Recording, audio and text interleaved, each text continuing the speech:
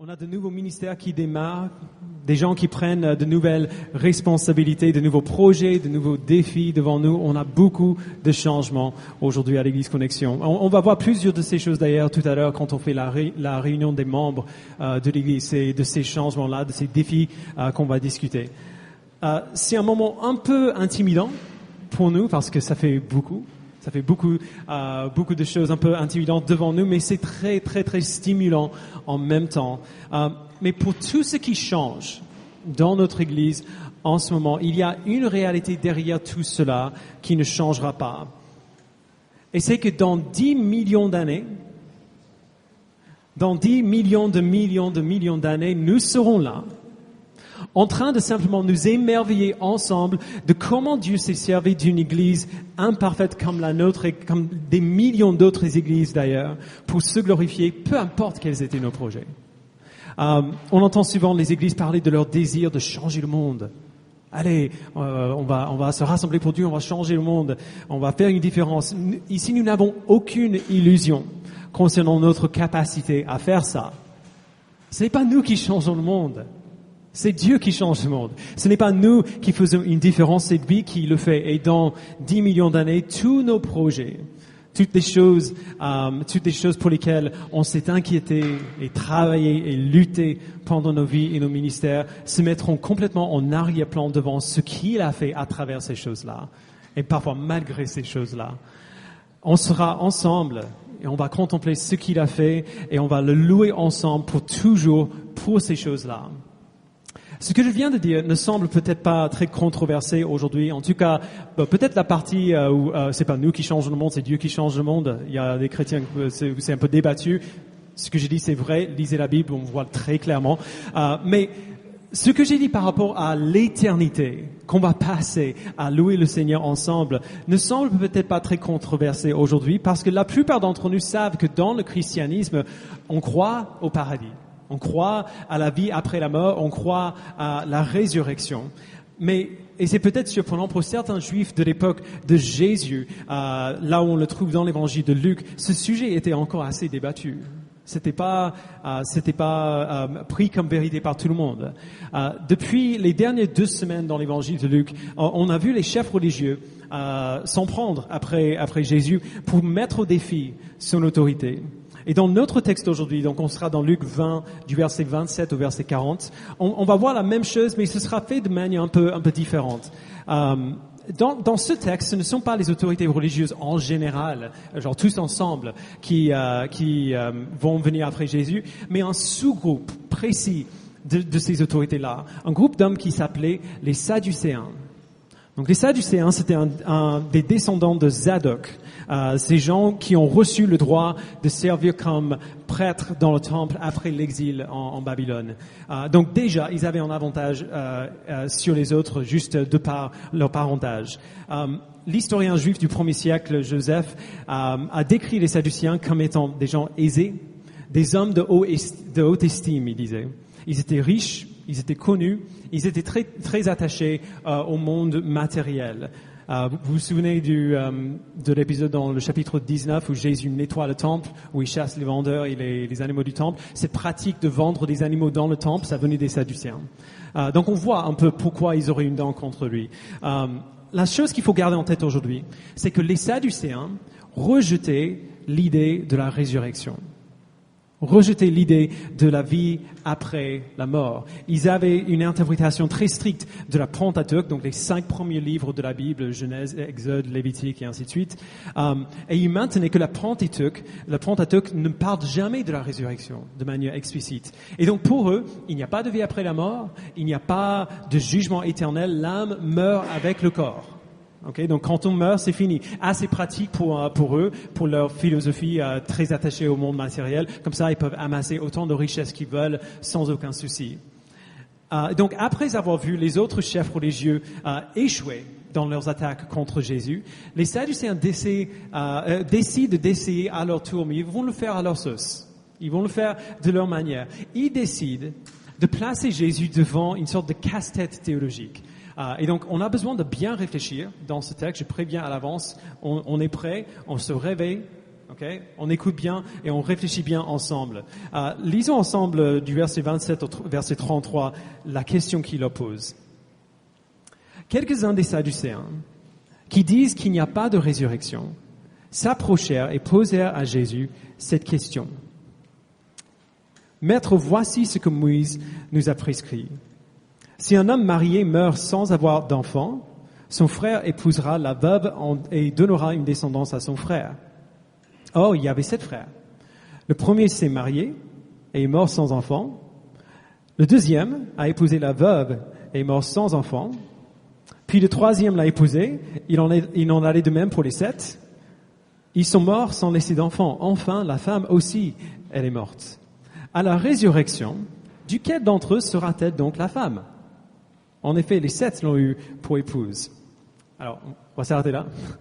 Si vous êtes un non-chrétien aujourd'hui ou un nouveau chrétien, vous vous direz sûrement que cette histoire et cette question sont absolument cinglées. Et vous avez raison. Ok? C'est assez ridicule ce qu'on voit ici, on va le voir en détail. Mais le fondement de cette question, il faut savoir, ne vient pas de nulle part. Il vient d'une pratique qu'on voit dans l'Ancien Testament, une pratique qu'on appelle le lévirat.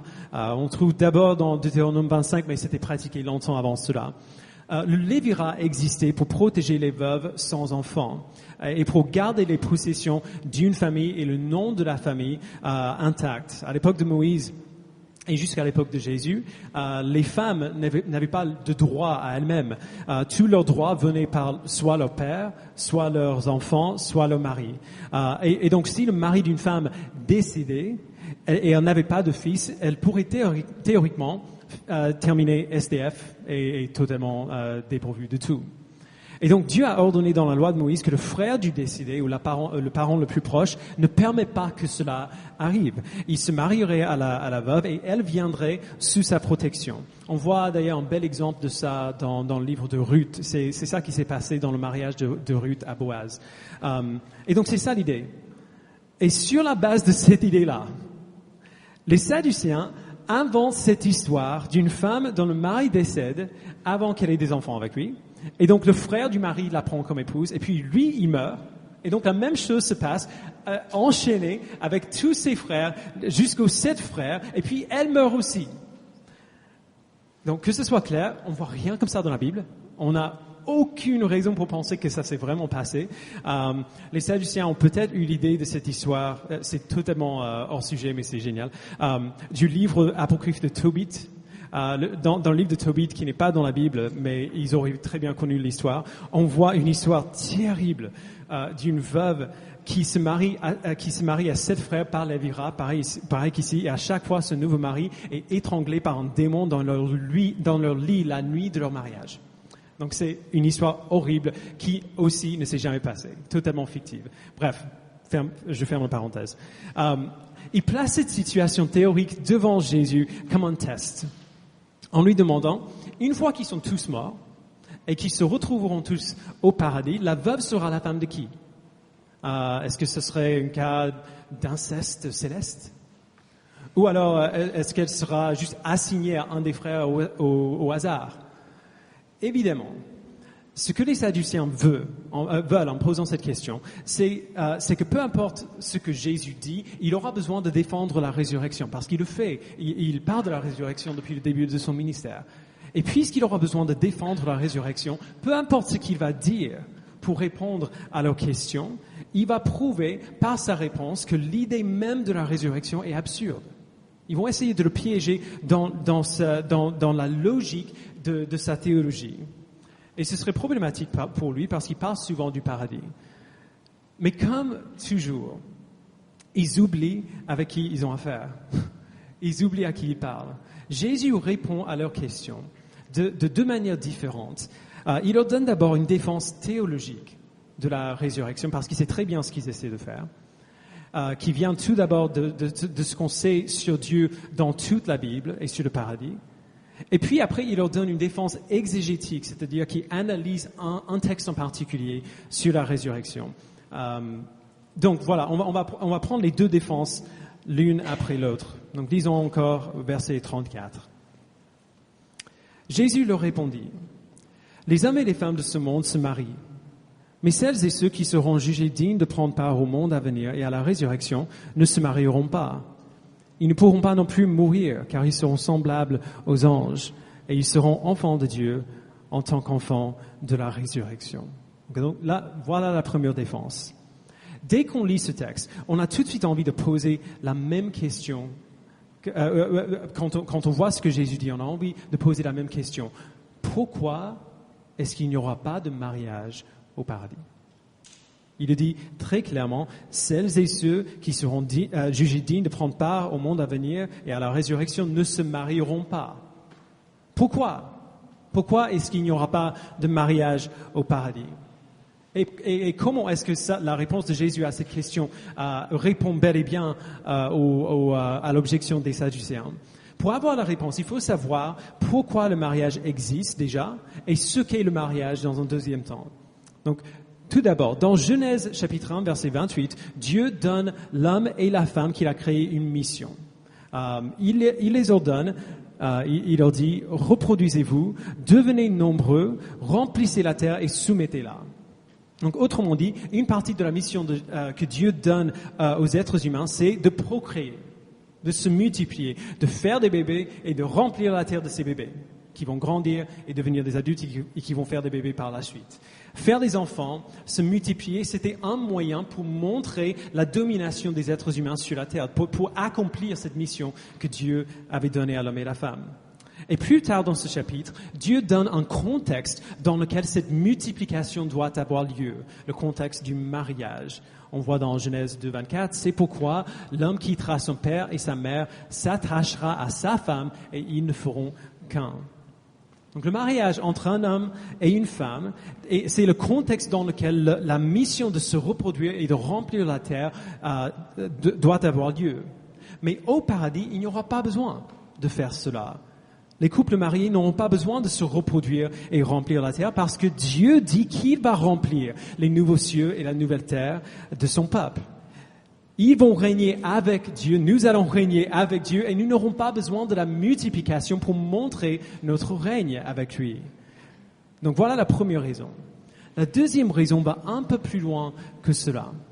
Dans Éphésiens 5, l'apôtre Paul cite Genèse 2.22 pour expliquer pourquoi Dieu a créé le mariage dès le départ. Avant même que le péché soit entré dans le monde pour briser le monde. Donc c'était pas seulement pour donner un cadre pour faire des enfants. Merci Seigneur. Le mariage existe pour refléter quelque chose de plus grand que cela. Donc Paul dit, Éphésiens 5, verset 31, « C'est pourquoi l'homme quittera son père et sa mère, s'attachera à sa femme et les deux ne feront qu'un. » Donc il cite Genèse 2, 24. Et puis il dit, « Ce mystère est grand. » Et je dis cela par rapport à Christ et à l'Église.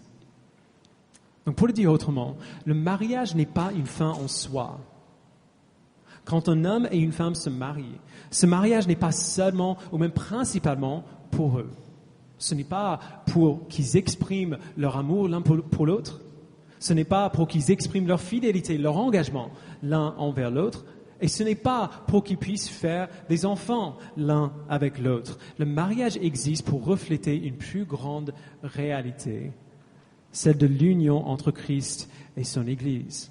Le mariage, c'est un symbole vivant de l'union entre Christ et son Église. Et voici pourquoi c'est important de le savoir. Un jour, Christ va revenir sur cette terre.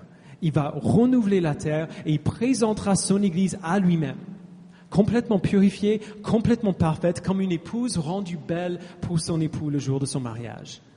Et quand cela arrivera, la plus grande réalité que le mariage reflète sera là.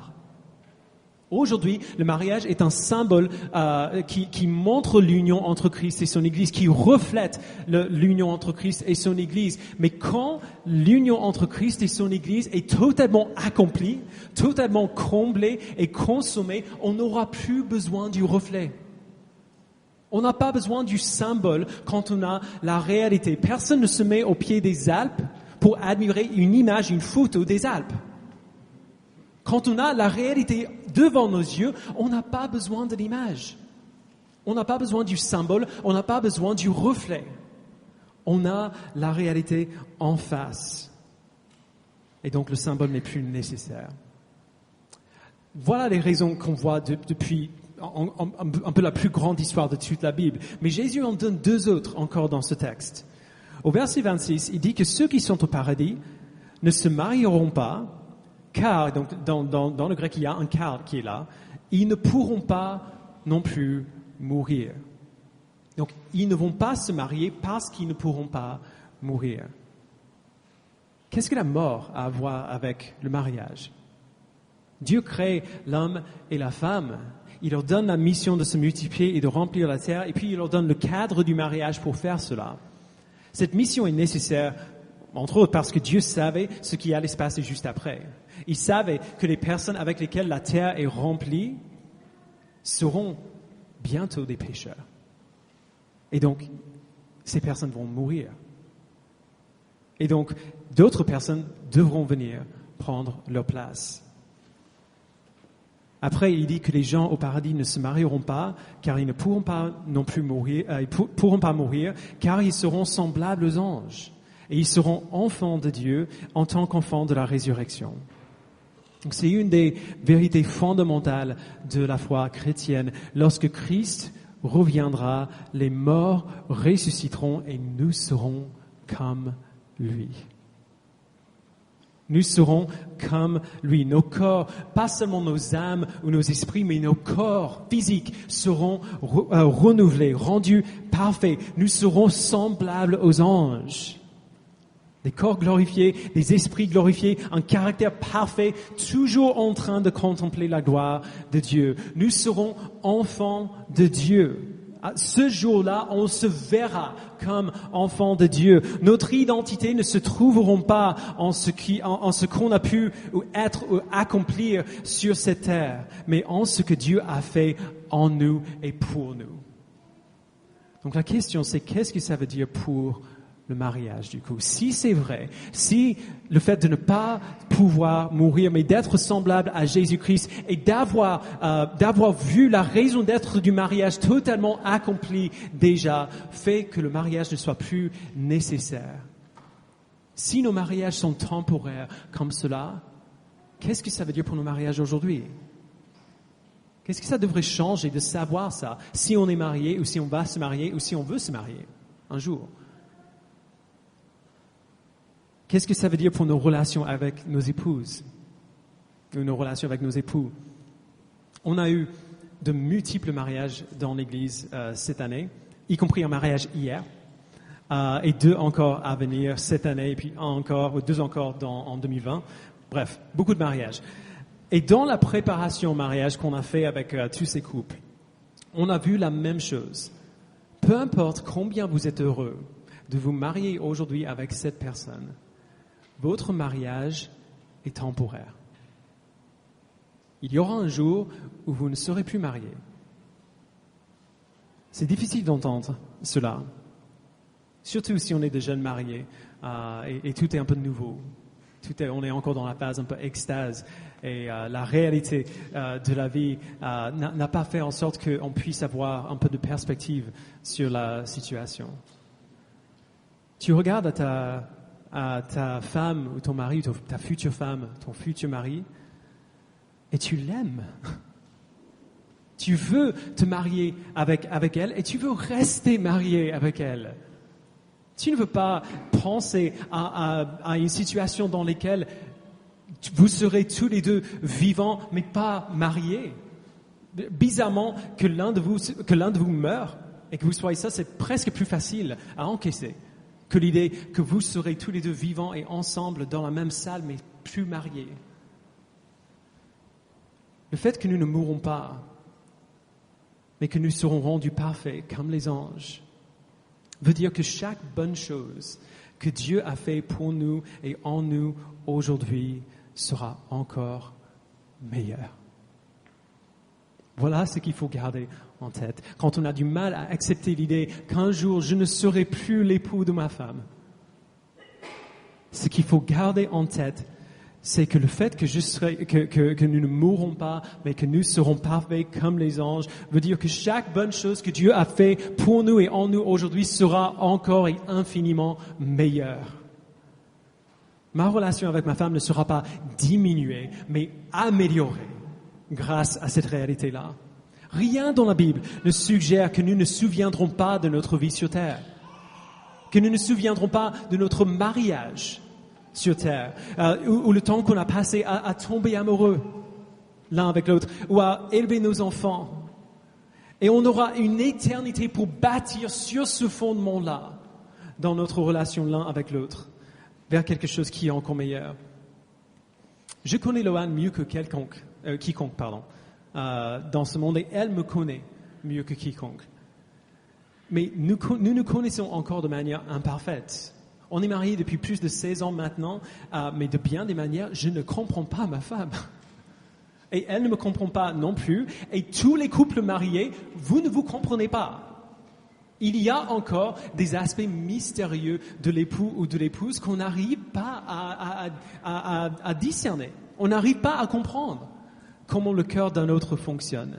Le péché embrouille notre raison, embrouille notre discernement et notre compréhension des autres et va continuer de faire cela jusqu'au retour de Jésus. Mais une fois que nous serons glorifiés, il n'y aura plus d'obstacles à notre intimité, à notre union l'un avec l'autre, à notre compréhension l'un de l'autre. Je connaîtrai mieux Loane et je l'aimerai plus au paradis que maintenant. J'aurai une éternité pour mieux la connaître, pour la voir comme Dieu la voit, pour prendre plaisir en elle et pour célébrer la grâce de Dieu dans sa vie, pour célébrer Jésus avec elle. Et Jésus sera là avec nous pour que nous le célébrions ensemble. Et ce qui est juste incroyable pour moi, c'est que j'aurai des millions et des millions et des millions de frères et sœurs en Christ avec lesquels je pourrai partager exactement la même expérience. L'expérience que j'ai avec mon épouse sera infiniment meilleure au paradis et je pourrai avoir ce même type de relation, cette même expérience avec vous tous que j'aurai avec elle. C'est juste incroyable pour moi. Donc, ce n'est pas une mauvaise nouvelle, ce que Jésus dit ici. Le fait que le mariage est temporaire n'est pas une mauvaise nouvelle, c'est une bonne nouvelle.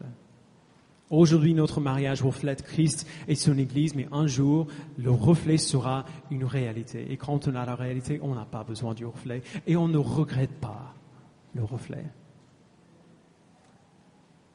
Alors, jusqu'ici, Jésus a donné une défense raisonnable et théologique à leur question. Mais il sait que sa réponse ne va probablement pas suffire aux Sadducéens, parce que tout ce qu'il a dit jusqu'ici dépend de la vérité de la résurrection, de la vie après la mort. Et les Sadducéens rejettent cette idée-là. Ils n'y croient pas. Parce que selon leur interprétation de la Pentateuque, les 5 premiers livres de la Bible n'en parlent pas. Et donc Jésus va aller un peu plus loin. Il va leur montrer que les Écritures auxquelles eux y tiennent témoigne bel et bien d'une résurrection. Donc, il donne une défense exégétique. Exégétique veut dire simplement analytique, qui analyse le texte. Donc, lisons encore, verset 37. Il continue. Que les morts ressuscitent, c'est ce que Moïse a indiqué dans l'épisode du buisson, quand il appelle le Seigneur le Dieu d'Abraham, le Dieu d'Isaac et le Dieu de Jacob. Or, Dieu n'est pas le Dieu des morts, mais des vivants, car tous sont vivants pour lui. Alors, je sais que ce petit passage, c'est un petit peu une cassette. On a du mal à voir comment la réponse de Jésus montre qu'il y a une résurrection. Mais le livre de la Genèse raconte l'histoire de Dieu qui fait une alliance avec son peuple. D'abord avec un homme qui s'appelle Abraham. Donc Dieu a promis à Abraham qu'il ferait de lui le père de plusieurs nations et que ses descendants à lui seraient le peuple choisi de Dieu. On voit cela dans Genèse 17. Et Dieu respecte sa promesse. Abraham, bien qu'il soit super âgé, il a un fils, Isaac. Et puis un petit-fils, Jacob. Et Dieu renouvelle son alliance avec ces hommes aussi et avec leurs descendants aussi. Donc ces trois hommes, Abraham, Isaac et Jacob, sont connus comme des patriarches d'Israël. Et c'est à travers leur lignée, à travers leurs descendants que le peuple d'Israël voit le jour. Dieu renouvelle son alliance avec son peuple, le peuple d'Israël, encore une fois après l'exode d'Égypte, par l'intermédiaire de Moïse. Donc c'est pour ça qu'il parle de Moïse. Et quand Dieu se présente à Moïse pour la première fois, donc quand il parle de l'épisode du buisson, c'est à ce moment-là, Moïse est sur la montagne en train de paître son troupeau, et la voix de Dieu lui parle d'un buisson qui est en feu mais qui ne brûle pas. Il entend la voix de Dieu qui se présente à lui et qui l'envoie en Égypte pour secourir son peuple. Et quand il se présente à Moïse pour la toute première fois, il se présente à Moïse comme le Dieu d'Abraham, le Dieu d'Isaac et le Dieu de Jacob. Donc on voit dans Exode chapitre 3, verset 6. Il se réfère à lui-même de cette manière plusieurs fois dans la Pentateuque, dans les livres auxquels les Sadducéens tiennent. Et c'est ça qui est vraiment important. Dans leurs livres sacrés auxquels ils croient et qu'ils acceptent comme étant la parole de Dieu, Dieu se réfère à lui-même comme le Dieu d'Abraham, le Dieu d'Isaac et le Dieu de Jacob. Et donc voici pourquoi tout cela est important. Dieu qui s'appelle le Dieu d'Abraham, Isaac et de Jacob n'a aucun sens si ces hommes ne sont pas vivants. N'a aucun sens si ces hommes ne sont pas vivants. Pensez encore au mariage. Quand je me suis marié à Loane, j'ai fait une alliance légale avec elle, jusqu'à ce que la mort nous sépare. Okay? Même devant l'État. J'ai fait une alliance légale avec elle. Si l'un de nous meurt, l'alliance est rompue. Si Loane meurt demain, je ne serai plus son mari. Je ne pourrai pas dire « je suis le mari de Loane ». Je pourrais dire « j'étais le mari de Loane » ou « elle était mon épouse ». Mais si l'un de nous meurt, on n'est plus mariés. L'alliance est finie. Dieu a établi une alliance avec Abraham, Isaac et Jacob, et ces trois hommes sont morts. Mais même après leur mort, Dieu continue de dire qu'il est leur Dieu, au temps présent. Pas « j'étais le Dieu d'Abraham, Isaac et Jacob », mais « je suis le Dieu d'Abraham, d'Isaac et de Jacob ». L'implication, c'est que même après que ces hommes meurent, ils sont quand même vivants. Ils sont encore là. Ils sont encore vivants et je suis toujours leur Dieu. Kent Hughes le dit ainsi, il dit que ces trois patriarches, Abraham, Isaac et Jacob, bénéficiaient d'une relation d'alliance avec Dieu qui était si dynamique et si profonde qu'elle nécessitait une relation continuelle et vivante avec Dieu après la mort. Alors vous voyez, Jésus montre que la question des Sadducéens, que les Sadducéens lui posent, la question elle-même est ridicule. L'histoire qu'il raconte et la question qu'il pose suite à cette histoire sont ridicules. Les relations interpersonnelles au paradis, c'est vraiment de ça que vous vous souciez. C'est vraiment comme cela que vous essayez de démonter ma théologie. Vous devriez vous soucier plutôt du fait que si vous avez raison, alors une fois que vous serez mort, Dieu ne sera plus votre Dieu. Une fois que vous serez mort, c'est fini entre vous et Dieu. Votre religion aujourd'hui se base sur la louange du Dieu d'Abraham, d'Isaac et de Jacob. Et donc si vous avez raison et il n'y a pas de résurrection, alors votre religion, tout ce sur quoi vous avez bâti toute votre vie n'a aucun sens. Tout ce que vous faites dans votre vie et toutes les manières dont vous essayez d'imposer le contrôle ou de garder le contrôle sur le peuple d'Israël est sans fondement, n'a aucun sens. Alors les Sadducéens, après avoir entendu tout cela, j'imagine en tout cas qu'ils ont dû être fous de rage. Personne n'aime être prouvé comme ayant tort par quelqu'un qu'on n'aime pas. Mais ils ne pouvaient pas en tout cas disputer l'analyse de Jésus des textes sacrés. On voit au verset 39, quelques spécialistes de la loi prirent la parole et dirent « Maître, tu as bien parlé ». Et ils n'osaient plus lui poser aucune question. Avec Jésus, une fois qu'il répond, c'est fini quoi. On ne peut plus essayer de débattre avec lui. il démonte nos arguments en un clin d'œil. Et donc du coup, après tout cela, nous avons besoin de nous demander, qu'est-ce que tout cela change pour nous? Qu'est-ce que la réalité de l'alliance de Dieu avec son peuple et de la résurrection qu'il nous a promis, qu'est-ce que ça change dans nos vies? Parce que c'est vraiment ça, c'est vraiment de ça que Jésus parle ici. Il parle de l'alliance que Dieu a établie avec son peuple et de la raison pour laquelle cette alliance assure la résurrection pour son peuple. Qu'est-ce que ça change pour nous? L'argument de Jésus a lieu dans deux sphères, celui du mariage et celui de la relation des patriarches avec Dieu. Et donc, tout d'abord, qu'est-ce que les propos de Jésus ici changent dans nos mariages? Comment est-ce que Dieu nous appelle à répondre à ce texte dans nos mariages? Pour le dire simplement, Dieu nous appelle à bâtir nos mariages sur cette relation qui va durer pour toujours. Il nous appelle à bâtir nos mariages sur cette relation qui va durer pour toujours. Pour le peuple chrétien, la dynamique relationnelle est un peu plus complexe pour les autres couples. Parce que nous ne sommes pas seulement mari et femme. Nous sommes aussi frères et sœurs. Dieu a établi son alliance avec nous en Jésus-Christ et ainsi il nous a adoptés dans sa famille. Il nous a unis à lui-même comme ses enfants et les uns aux autres comme frères et sœurs en Christ. Lohan l'a dit comme cela il y a quelques mois et donc je le répète sans cesse depuis. La relation la plus fondamentale de notre mariage n'est pas notre relation de mari et femme, mais notre relation de frères et sœurs. Parce que notre mariage, notre relation de mari et femme est temporaire. Ça va se terminer un jour. Mais notre relation de frères et sœurs ne va jamais terminer. Nous serons frères et sœurs pour toujours. C'est sur ce fondement-là, du coup, que nous sommes appelés à bâtir notre mariage. Et bâtir sur ce fondement, sur le fondement de la relation qui va durer pour toute l'éternité, baser notre mariage sur ce fondement change absolument tout. Change absolument tout. Ça change la manière dont on se parle l'un à l'autre, même juste de manière ordinaire à la maison. Il y a une manière distincte dont la Bible nous ordonne de nous adresser les uns aux autres comme frères et sœurs en Christ pour nous encourager et pour nous exhorter mutuellement vers notre croissance dans la foi. Ça change les décisions qu'on prend dans notre famille.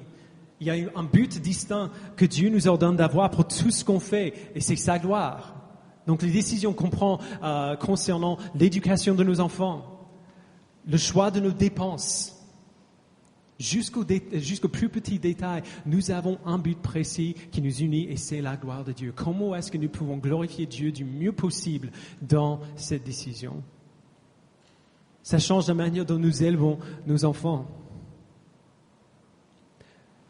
Non pas comme nos enfants, mais comme les enfants de Dieu qui nous a prêtés pendant un temps pour faire des disciples.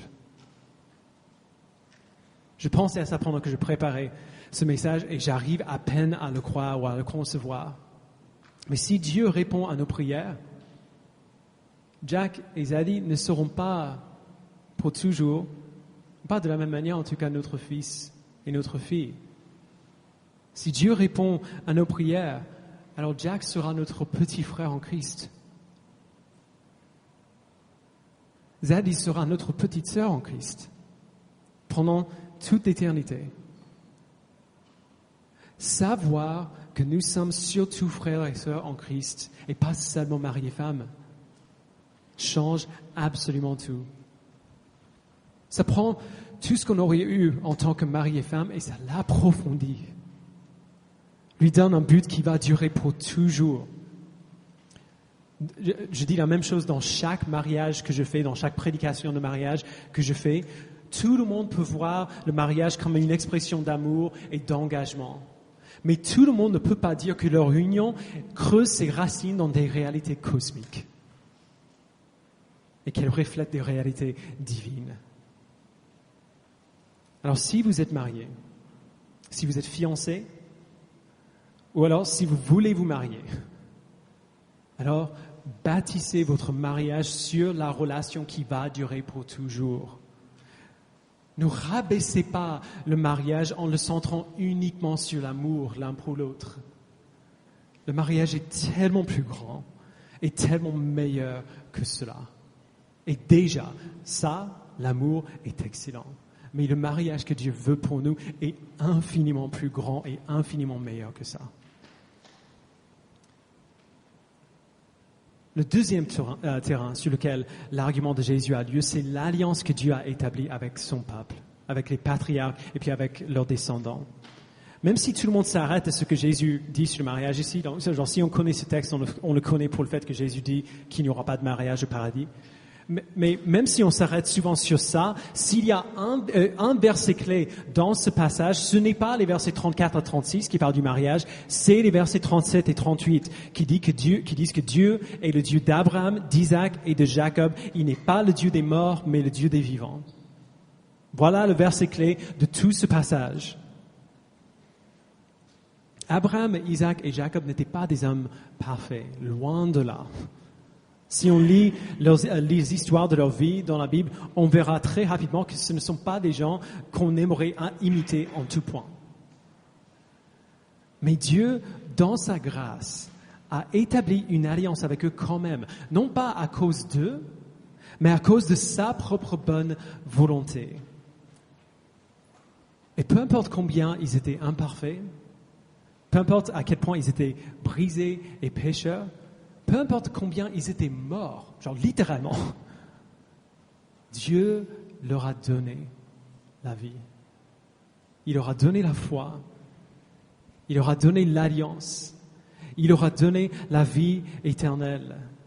Dieu a fait ce qu'il fallait pour pouvoir s'appeler leur Dieu, le Dieu d'Abraham, d'Isaac et Jacob, encore après leur mort.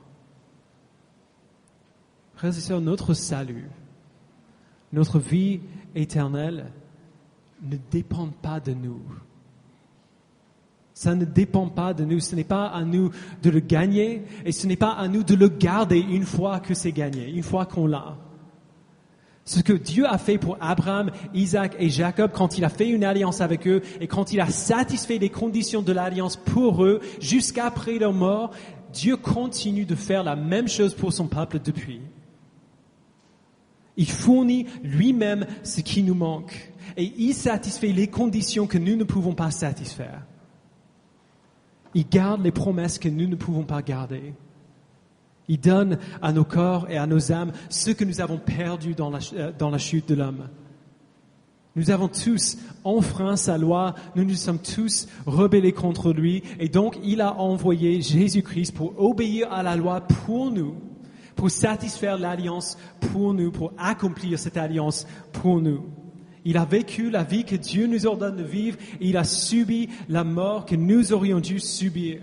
Il s'est placé dans la brèche pour nous comme le sacrifice parfaitement suffisant pour prendre notre place. Et il est ressuscité d'entre les morts pour obtenir la résurrection pour nous. L'alliance que Dieu a faite avec son peuple, avec nous, ne dépend pas de nous.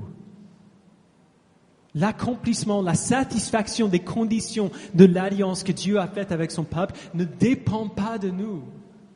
Jésus l'a déjà satisfait parfaitement pour nous et nous continuerons simplement d'en bénéficier pendant toute l'éternité sur la base de son œuvre accomplie et parfaite.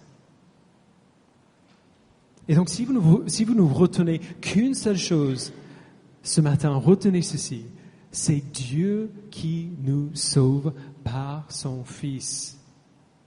Ce n'est pas à nous d'être des enfants parfaits, d'obéir parfaitement à la loi pour gagner notre salut. Ça ne marche pas comme ça.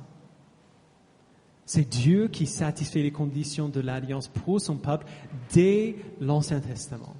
C'est lui qui fournit ce qui manque à son peuple pour qu'il continue d'être uni à lui et pour qu'il vive avec lui pour toujours.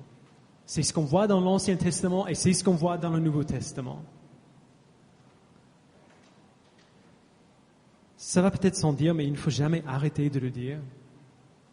Si vous êtes en Christ, Si vous avez la foi en lui, vous ne mourrez pas.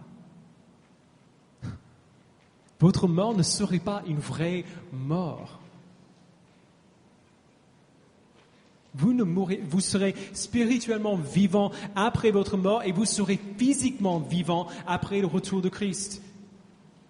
Quand il renouvellera toute la terre, il nous ressuscitera aussi physiquement dans nos corps et nos corps seront glorifiés et nous vivrons pour toujours avec lui. Quelle nouvelle glorieuse, merveilleuse pour des personnes qui ont peur de la mort, qui ont peur de vieillir, qui ont peur de la maladie ou qui ont peur de la faiblesse. Imaginez la joie qui nous remplirait si nous croyions vraiment qu'il n'y avait réellement plus rien à craindre. Que la mort n'est pas une menace. Que la mort n'est pas effrayante pour nous. Que nous n'avons pas besoin de craindre ce qui se passe après notre mort. Imaginez la joie qui nous remplirait si nous croyions vraiment cela. Alors si vous ne connaissez pas Jésus-Christ, vous n'avez qu'à demander à Dieu de le connaître, de faire pour vous exactement ce qu'il a fait pour les patriarches, exactement ce qu'il a fait pour son peuple après, et exactement ce qu'il a fait pour nous tous qui le connaissons, de vous donner la foi en Christ, de vous aider à vous repentir de votre rébellion contre lui et de vous aider à le suivre en réponse à la grâce qu'il nous a montrée. Si vous connaissez pas Jésus-Christ, vous n'avez qu'à demander à Dieu de faire pour vous ce qu'il a fait pour nous tous. Et si nous connaissons Christ, si nous avons la foi en lui, alors notre salut, notre vie éternelle, notre résurrection ne dépendent pas de nous. Ce n'est pas à nous d'accomplir tout cela, c'est déjà accompli en Christ. Et donc, frères et sœurs, reposez-vous.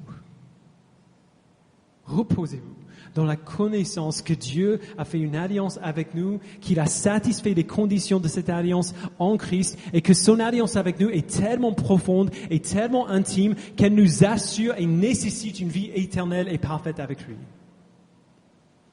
Nous vivrons pour toujours parce que c'est pour cela que Christ est mort. Christ n'est pas venu rendre une vie de 80 ans un peu meilleure. Christ est venu assurer une vie éternelle et parfaite pour chacun et chacune de ses frères et sœurs, chacun et chacune des enfants de Dieu. Et donc, reposons-nous. Nous n'avons pas besoin de nous battre pour l'avoir. C'est déjà obtenu en Christ et c'est gratuitement offert à tous ceux qui viendraient vers lui avec foi. Je vous invite à prier avec moi.